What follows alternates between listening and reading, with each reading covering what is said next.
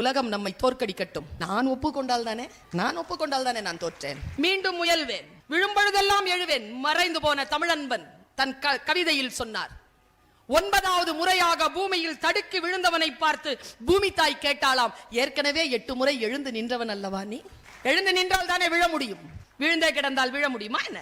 வாழ்க்கை நமக்கு வாய்ப்புகளைத்தான் தரும், வெற்றிகளை தருவதில்லை. வாழ்க்கையில் நமக்கு நாமே தோற்க கூடாதுப்பா. உலகம் என்ன வேணாலும் சொல்லட்டும். டென்சிங் இருக்காருல, மேல போய் எவரெஸ்ட தொட்டாரு, அவர்கிட்ட கேட்ட கேள்விக்கு அவர் சொன்ன பதில், நீங்க ஜெயிக்க மாட்டீங்கன்னே போது நினைச்சீங்களா? நினைக்கவே இல்லை. அதுதான் நான் ஜெயிப்பதற்கு காரணம். எத்தனை பேர் நம்முடைய வல்லமைக்கான அந்த பொசிஷன் இருக்கல, அது என்ன என்பது நம் உள்மனம் அறியும். அதை நோக்கிய பயணம் ஏற்படாத வரைக்கும் எது தடுத்தாலும் அதை முறியடித்துக் கொண்டு அடுத்த கட்டத்திற்கு போவது. இன்றைய இளைஞர்கள் கிட்ட நான் பார்க்கிற பெரிய குறைபாடு என்ன தெரியுமா? வாயில வடை சுடுறது. எனக்கு எல்லாம் தெரியும், நான்லாம் படிச்சிருவேன். எப்ப படிப்ப? சனிக்கிழமை சொல்லிட்டோம் வியாழக்கிழமை எக்ஸாம்னு, புதன்கிழமை வரைக்கும் புக் எடுக்க மாட்டேங்கிற. புதன்கிழமை ராத்திரி 9 மணிக்கு சொல்ற, காலையில 3 o'clock எழுந்திருச்சு படிச்சிருவேன். கிழிச்ச படிச்சு அப்படிதான் தோத்து போறது.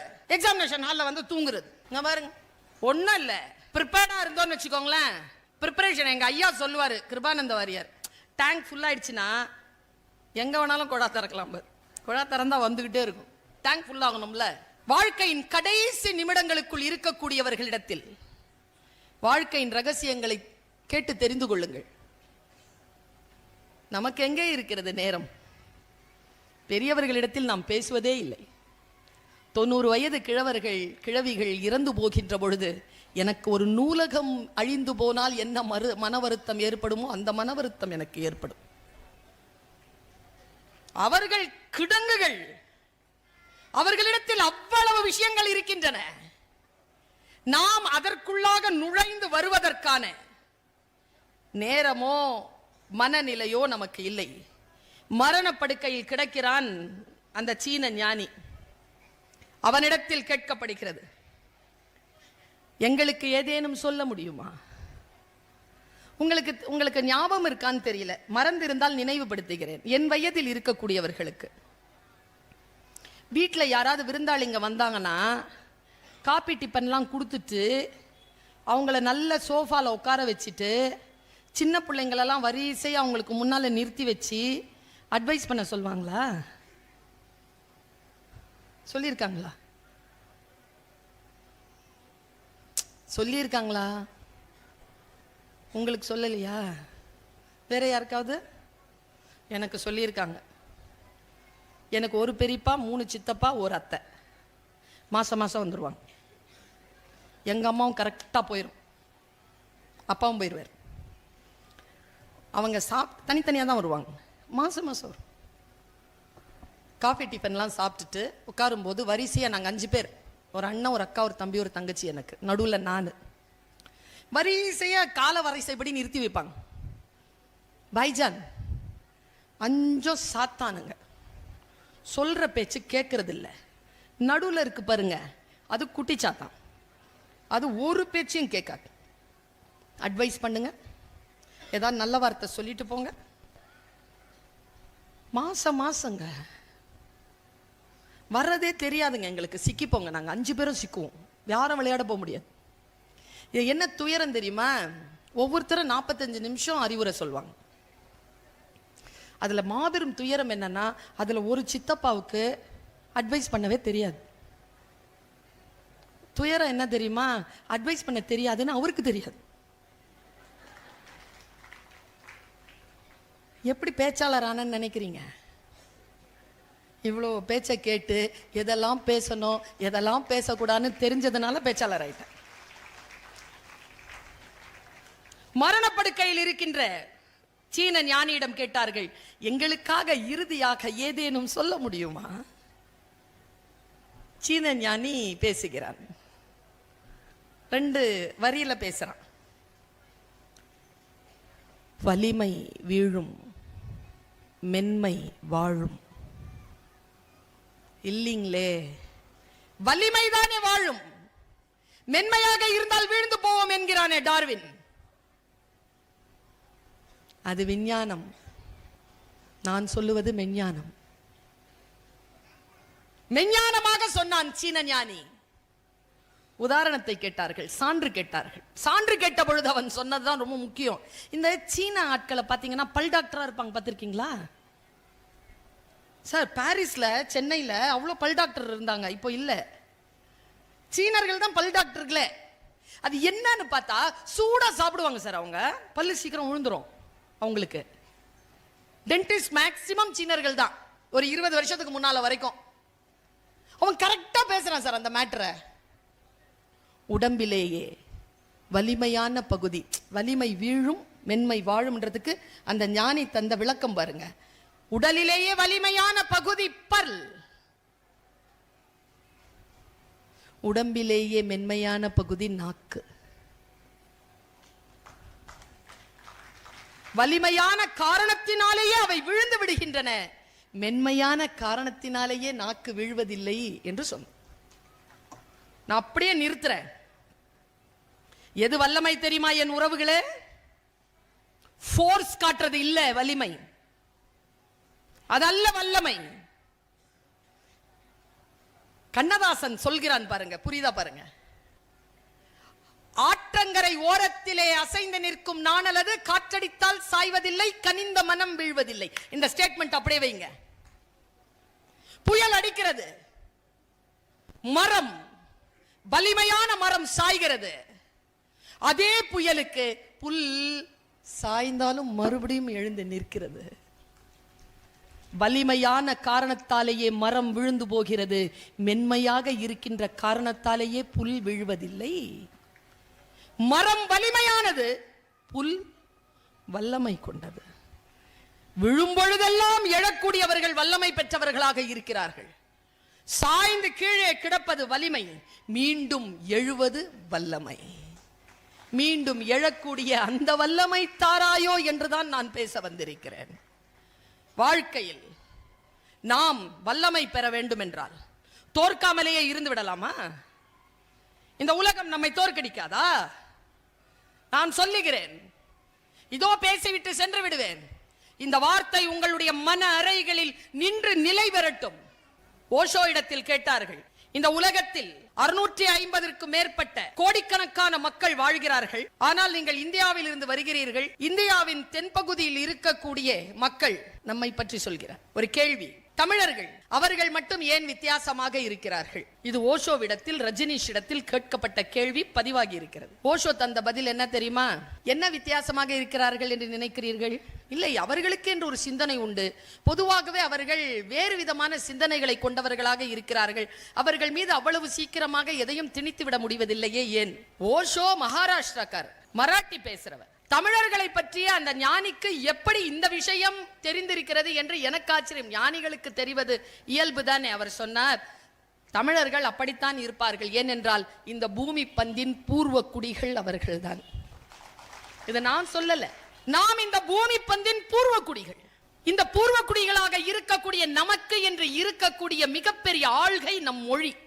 நம் மொழிக்கு என்று இருக்கக்கூடிய சொல்லாடல்கள், அந்த சொற்களுக்கு என்று இருக்கக்கூடிய பொருள். நான் எப்பொழுதோ 13 வயதிலே என் அம்மா எனக்கு சொன்ன சில வார்த்தைகள் இருக்கு.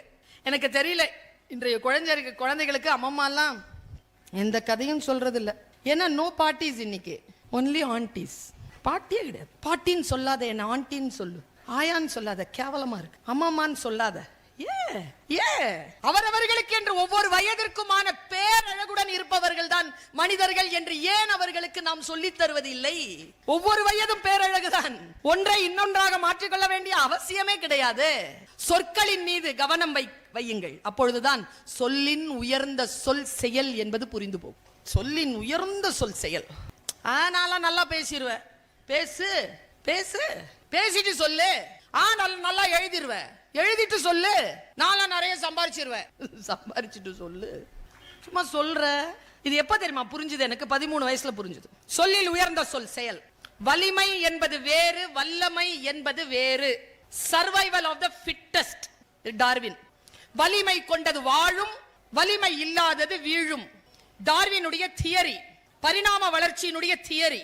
200 வருஷத்திற்கு முன்னால் டார்வின் இதை சொல்லிவிட்டு போனார். 100 வருஷத்திற்கு முன்னால வாழ்ந்த ஒரு மிகப்பெரிய சீன ஞானி மரணப்படுக்கையில் ஒரு வாக்குமூலத்தை தந்தான். அந்த வாக்குமூலம் பதிவாகி இருக்கிறது. அவன் சொன்னான், நல்லா தெரிஞ்சுக்கோங்க பாருங்க, ஐன்ஸ்டீன் சொல்லுகிறான், உங்கள் குழந்தைகள் அறிவுடையவர்களாக வளர வேண்டும் என்றால் அவர்களுக்கு மாயாஜால கதைகளை சொல்லுங்கள்.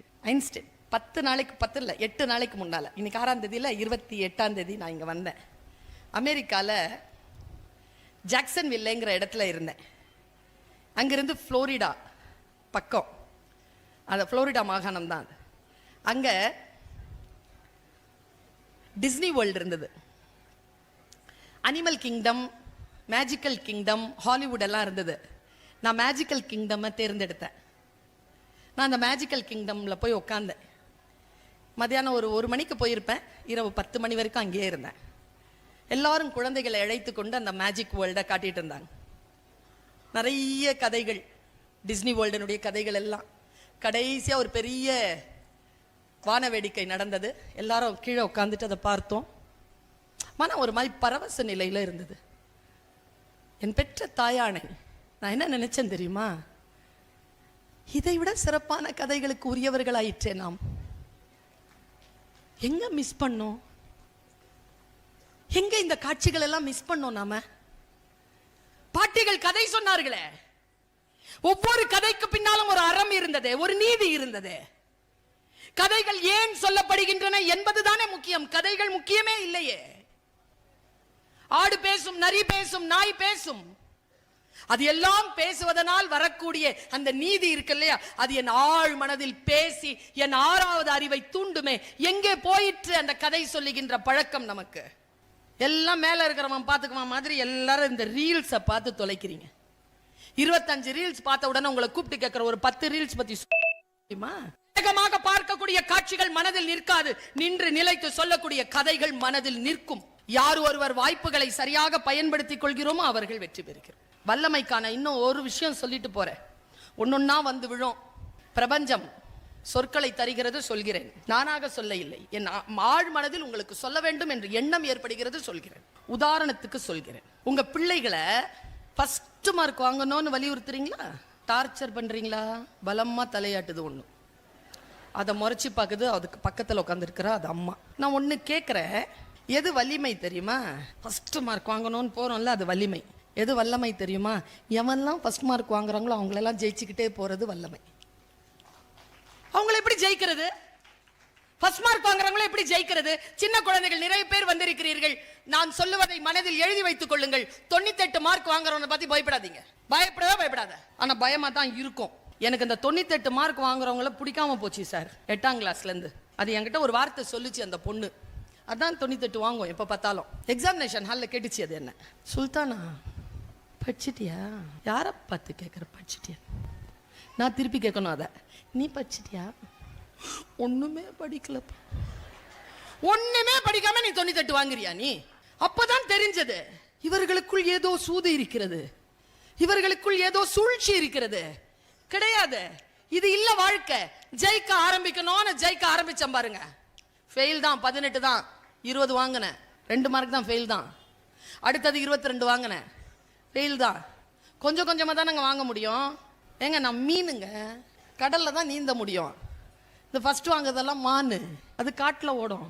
ஆனால் மீனுக்கு ஒன்று தெரியும், காட்டில் ஓட முடியாது, ஆனாலும் காட்டை விட கடல் பெரியது. மீனுக்கு தெரியும். உங்க குழந்தைக்கு சொல்லிக் கொடுங்க இந்த வல்லமையை. 22 வாங்குதா பரவாயில்ல, குழந்தை ப்ராக்ரஸ் ரிப்போர்ட்டை பாருங்க. 22ல இருந்து 24 வாங்கி இருந்ததா, ஃபெயில் தான், பரவாயில்ல, பாராட்டுங்க. ஏன்னா அந்த ரிப்போர்ட் கார்டுக்கு பேரே ப்ராக்ரஸ் ரிப்போர்ட் தான். Progress report. 98 வாங்கினது 92 வாங்கினாலும் அதான் ஃபர்ஸ்ட். நான் சொல்றேன், 98ல இருந்து 92 வாங்கினாலும் அது ஃபர்ஸ்டா இருக்கிறது வலிமை. ஆனா ஜெயிக்கிற ஸ்ட்ராட்டஜி சொல்லவா? 98ல இருந்து 92 அது தோக்குது, 18ல இருந்து 22 நான் ஜெயிக்கிறேன். Progress, show progress. 10ஆம் கிளாஸ்ல செகண்ட் கிளாஸ் தான் நான். இன்னைக்கும் பேப்பரை ஃபில் பண்ணும்போது, விண்ணப்பத்தை ஃபில் பண்ணும்போது 10th ஸ்டாண்டர்ட் செகண்ட் கிளாஸ் தான் ஃபில் பண்றேன். யூனிவர்சிட்டி முடிச்சிட்டு எம்ஏ வெளிவரும் பொழுது நான் யூனிவர்சிட்டி ரேங்க் ஹோல்டர். யூஜிசி ஒரே அட்டெம்ப்ட்ல எல்லாம் பாஸ் பண்ணேன். ப்ராக்ரஸ். என்ன நானே பெருசா சொல்லிக்கல, சின்ன சப்ஜெக்ட் தான். உங்களுக்குள்ள ஏதேனும் எழுச்சி வருகிறதான்னு பாருங்க. பிடி டீச்சரா தான் ஒரு காலேஜ்ல ஒரு ஸ்கூல்ல ஜாயின் பண்ணேன். நல்லா ஓடுவேன், நான் நல்லா ஓடுவேன். 532 பரிசுல 180 ஸ்போர்ட்ஸ்ல வாங்கினது. 1992ஆம் ஆண்டு சங்கர் தயாள் சர்மா அங்க டெல்லியில பிரசிடென்டா இருக்கும்போது இந்தியன் ஃபுல் பெட்டாலியனுக்கு I was the first marker, right marker, first right marker நான். அப்படி பண்ணுவேன் மார்ச் பாஸ்ட்ல பிரசிடென்ட் அவார்டு எனக்கு. ஸ்போர்ட்ஸ் எனக்கு ரொம்ப பிடிக்கும். ஸ்போர்ட்ஸ் டீச்சரா தான் ஜாயின் பண்ணேன். ப்ராக்ரஸ் ஆகி 20 வருஷத்துல தமிழ் வளர்ச்சித்துறைக்கு கீழே இயங்குகின்ற உலக தமிழ்ச் சங்கத்தின் துணைத் தலைவராகவும் இயக்குனராகவும் உங்கள் முன்னால் நிற்கிறேன். Progress, show progress. ஏதோ ஒரு இடத்திலே அடுத்த கட்டத்திற்கு வளர வேண்டும் என்கின்ற எண்ணத்தை குழந்தைகளிடத்தில் போடுவதற்கு பெயர்தான் வல்லமை. ஃபர்ஸ்டா வரணும்னா யார் செகண்டா வர்றது? ஒருத்தர் தானே. அடுத்ததுக்குன்னு ஒரு பொசிஷன் இருக்குல்ல, அதுக்கு அடுத்ததுக்குன்னு ஒரு பொசிஷன் இருக்குல்ல, அதுக்கு அடுத்ததுன்னு இருக்குல்ல, எல்லாத்துக்கும் மேல ஒரு பொசிஷன் இருக்குல்ல, அங்க போ. யோசித்துக் கொண்டே இருப்பது அல்ல வல்லமை பெறுவது. நான் சொல்லுகிறேன், இந்த உலகத்திலேயே கிறிஸ்தவர்களுக்கு என்று ஒரு வேதம் இருப்பது போல், இஸ்லாமியர்களுக்கு என்று வேதம் இருப்பது போல், இந்து மதத்தை பின்பற்றுகின்றவர்களுக்கு என்று வேதம் இருப்பது போல், தமிழ் மொழி பேசுகின்றவர்களுக்கு என்று இருக்கக்கூடிய பொதுமறை திருக்குறள். இந்த திருக்குறளை குறித்து 830க்கும் மேற்பட்ட உரையாசிரியர்கள் உரை எழுதியிருக்கிறார்கள். இருந்தாலும் உரைகள் வந்த வண்ணமே இருக்கின்றன என்றால் என்ன பொருள்? எவ்வளவுதான் புதிய புதிய சொற்களை போட்டு பேசினாலும் அந்த மூலத்திற்கான சொல்லுக்கான பொருள் இன்றளவுமே முழுமையாக உணர்ந்து கொள்ளப்படவில்லை என்பதுதான் அந்த இலக்கியத்தை நாம் பொதுமறை என்று சொல்லுவதற்கான காரணம். என் அனுபவத்தில் நான் சொல்லுகிறேன், உங்கள் அனுபவத்தில் அதை உள்வாங்கிக் கொள்ளுங்கள். ஆபிரகாம் லிங்கன் சொன்னது போல, நான் சொல்லுகிறேன் என்பதற்காக அதை நம்பிவிடாமல், நீங்கள் இதுவரைக்கும் பெற்றிருக்கக்கூடிய கல்வி அறிவை அதன் மீது செலுத்தி அதன் உண்மை தன்மையை, அதன் நம்பகத்தன்மையை தேர்ந்தெடுத்து புரிந்து கொள்ளுங்கள். நம்மிடத்தில் இருக்கக்கூடிய பெரும் துயர குறை என்ன தெரியுமா? வெள்ளையா இருக்கிறவெல்லாம் பொய் சொல்ல மாட்டான், இங்கிலீஷ்ல பேசுறவெல்லாம் புத்திசாலி, ஆடம்பரமாக பேசக்கூடியவர்கள் தான் சிறப்பான பேச்சாளர்கள், ஏற்ற இரக்கத்தோடு நகைச்சுவையோடு பேசுகின்றவர்களுக்குத்தான் இன்றைக்கு சந்தை. இது எல்லாம் பொதுமக்களின் குறைபாடுகளாக நான் கருதுகிறேன். இப்படி சொல்லுகிறேன். என் அற்புதமான தமிழ் உறவுகளே, ஓஷோவிடத்தில் தமிழ் மக்களை குறித்த ஒரு கேள்வி கேட்கப்பட்டது. தொல்காப்பியர் இப்படி சொல்லுகிறார், எல்லா சொல்லும் பொருள் குறித்தனவே. தமிழிலே எல்லா சொல்லுக்கும் பொருள் உண்டு. இப்ப வல்லமை தாராயோ என்று நான் பாரதியின் வார்த்தைகளில் இருந்து ஒன்றை எடுத்துக்கொண்டேன். நல்லதோர் வீணை செய்தே அதை நலங்கெட புழுதியில் எறிவதுண்டோ என்கின்ற பாடலிலே வருகின்ற வார்த்தை வல்லமை தாராயோ. இந்த மாநிலம் பயனுற வாழ்வதற்கே என்பது அவன் தனிப்பட்ட கோரிக்கை. ஒரு சொல்லின் பொருள் புரிகின்ற பொழுது நமக்குள் ஒரு வானம் விரிகிறது. நம் சிறகுக்குள் தான் அந்த வானம் இருக்கிறது. சிறகை விரிக்கின்ற பொழுதுதான் வானம் வசப்படுகிறது. வெறும் வானத்தை பார்த்து கொண்டிருப்பதனால் பறந்துவிட முடியாது. சிறகுகளுக்குள் அந்த வானத்தை நாம் வசப்படுத்த வேண்டும் என்றால் சொல்லுக்கான பொருளை நாம் வசப்படுத்தியாக வேண்டும்.